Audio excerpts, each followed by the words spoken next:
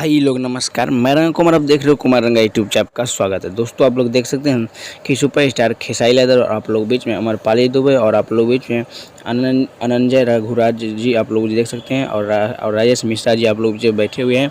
Amrapali Dubey film shooting हो रहा था, उधर मतलब ख़त्म हुआ तो उससे मिलने गया खेसारी यादव से। ये दिल से थैंक यू बोल रहा है अनंजय रघुराज जी अपने मतलब इंस्टाग्राम से ये फ़ोटो तस्वीर शेयर किया और देख सकते हैं। मैं दोस्तों बात करें कि आप लोग जो लंदन में थोड़ा कंप्लीट हुआ था और आप लोग जो मुंबई में पूरा कंप्लीट हुआ, मतलब फिल्म ज़्यादा तो लंदन में ही शूटिंग हुआ था और थोड़ा बहुत बाकी था तो आप लोग यामिनी सिंह और खेसारी यादव का शूटिंग मतलब मुंबई में ख़त्म किया। उस मतलब फिल्म का नाम था प्यार के बंधन।